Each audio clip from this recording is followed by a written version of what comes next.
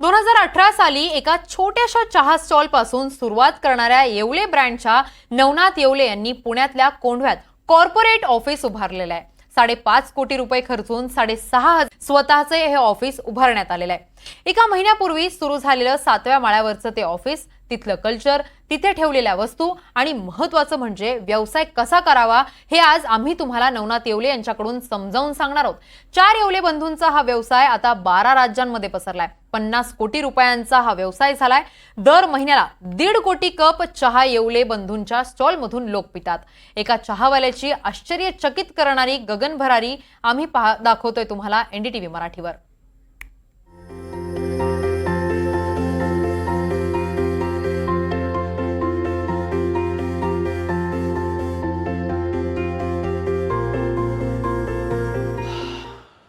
नमस्कार, मी राहुल कुलकर्णी। एनडीटीव्हीमध्ये जगभरातल्या सर्व प्रेक्षकांचं स्वागत आहे। 7वा माळा चढून आल्यानंतर जेव्हा 10 रुपयाच्या चहाच्या कपापासून सुरू झालेला एक प्रवास एवढ्या मोठ्या कॉर्पोरेट ऑफिसकडे येतो, लगेच लक्षात आलं असेल तुमच्या, पांढरा कुर्ता, त्याच्यावरची नेहरू टोपी आणि प्रसन्न अशा भावमुद्रेमध्ये येवले चहा एकदा पिऊन तरी पहा सांगणारा हा ग्रुप, येवले ग्रुप। आणि त्याचा हा जो प्रोग्रेस आहे ना, तो मला वाटतं की कुठल्याही मराठी उद्योगाच्या दृष्टीनं अत्यंत महत्त्वाचा असा प्रोग्रेस आहे। एक कॉर्पोरेट ऑफिस मी तुम्हाला दाखवतोय येवलेंचं कॉर्पोरेट ऑफिस, एका 10 रुपयाच्या चहापासून सुरू झालेल्या प्रोडक्टचं, आणि त्याच्यामध्ये गेल्याच महिन्यामध्ये त्यांनी हे कॉर्पोरेट ऑफिस सुरू केलं आहे। पलीकडे पण आपण जाऊ त्या कॉर्पोरेट ऑफिसमध्ये। हा येवले चहाचा जो ब्रँड आहे तो, हे ब्रँड न्यू कॉर्पोरेट ऑफिस आहे येवलेंचं। आणि त्याच्यामध्ये तुम्हाला त्यांचा जो ट्रेडमार्क असलेला व्हाईट, ती जी चहाची बशी आहे, तुम्ही पिला असाल, मी अनेक वेळेला पिलेलो आहे। आणि सगळ्यात मला महत्त्वाचं काय वाटलं तर इथे डिस्प्ले केलेले don't give up, it is always a last key on the key ring that opens the door. 35 वेळेला त्यांनी त्यांचा व्यवसाय ते फेल गेले, नापास झाले, आणि तो 36वा। आवड आणि आत्मविश्वास असेल तर कोणती गोष्ट अवघड नाही। नरेंद्र मोदी यांच्यापासून त्यांनी प्रेरणा घेतली असं म्हणतात। आणि मॅकडॉनल्ड कॉर्पोरेट म्हणजे आउटलेट्स जे वेगवेगळ्या ठिकाणचे होते मॅकडॉनल्डचे, ती बघून सुचलेली ही कल्पना। पण येवलेंचा हा प्रवास, ज्याला आपण इंग्रजीमध्ये अमेझिंग म्हणतो, तसं आहे। पुण्यातल्या कोंढव्यात 5.5 कोटी रुपये खर्च करून येवले बंधूंनी हे कॉर्पोरेट ऑफिस बांधले।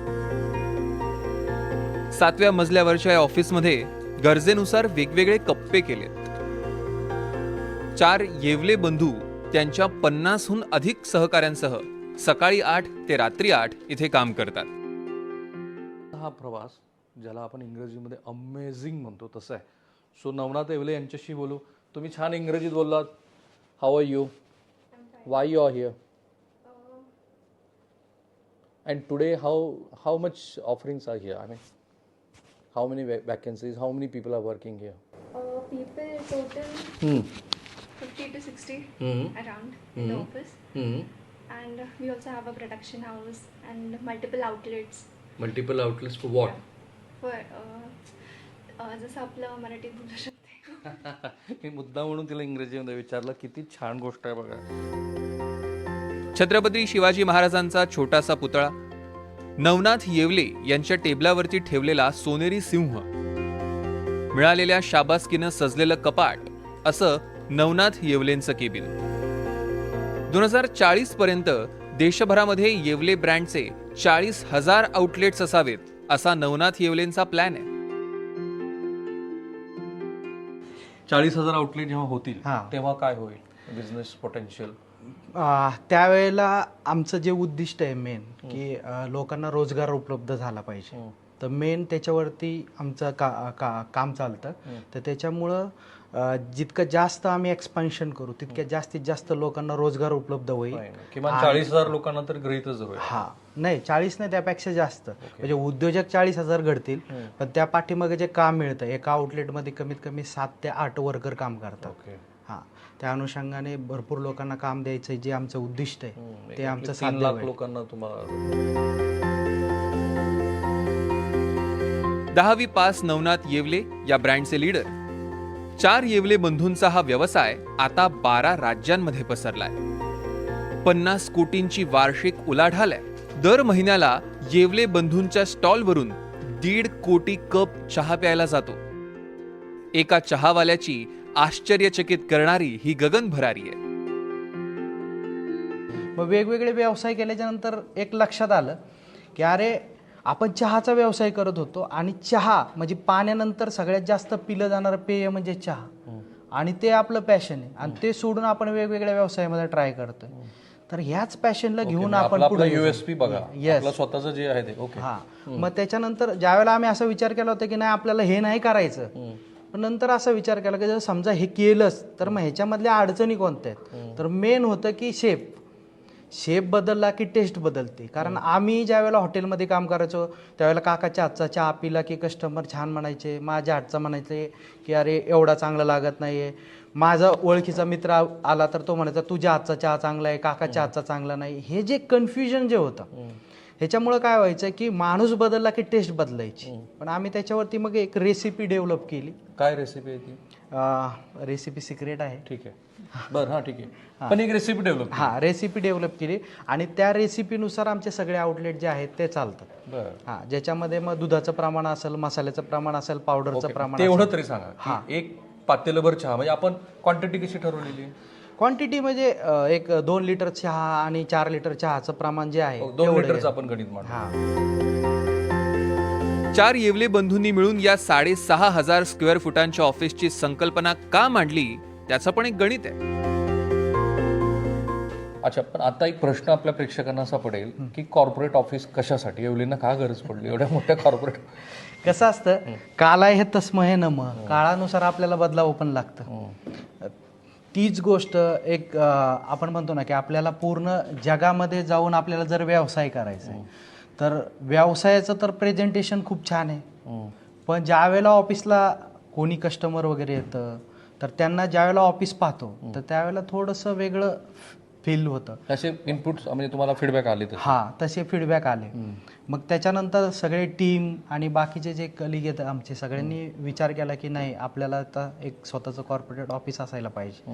म्हणून आम्ही विचार केला आणि एक रिसेंटली 1 महिना झाला आम्ही इकडे शिफ्ट झालो. राईट. मग याची कॅपिटल इन्व्हेस्टमेंट तुमच्या या कॉर्पोरेट ऑफिसची? या कॉर्पोरेट ऑफिसची एक 5.5 कोटी आम्हाला लागलेली. राईट. आणि आता आपली उलाढाल येवलेंची किती आहे? आत्ता येवलेंची उलाढाली 50 कोटी आहे. येवले बंधूंना हे यश सहजासहजी मिळालेलं नाही. याआधी नवनाथ यांनी 32 प्रकारचे वेगवेगळे व्यवसाय केले होते आणि बहुतेक व्यवसायांमध्ये त्यांना अपयश आलं. त्यांचा पिढीजात चहाचा व्यवसाय होता आणि तोच पुढे यशस्वी ठरला.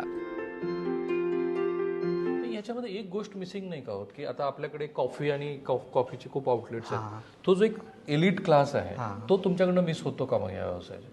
हा तो मिस होतो ना. Right. पण शेवटी ज्या वेळेला आम्ही येवलेची सुरुवात केली त्यावेळेला आम्ही फक्त एकच चहा विकायचो. त्यावेळेला तर बाकी प्रोडक्टही नव्हते आणि कॉफी आम्हाला त्यावेळेला विकायची सुद्धा नव्हती.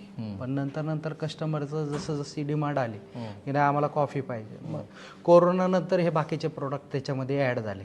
तो कस्टमर 100% मिस होतो. पण चहा पिणाऱ्यांची क्वांटिटी जास्त आहे भारत देशामध्ये आणि कॉफी पिणाऱ्यांची कमी. हा तर मग त्यांच्यासाठी आम्ही कॉफी डेव्हलप केलेलीच आहे. हा व्यवसाय यशस्वी होण्याआधी अनेक अडथळ्यांची शर्यत पार करावी लागली.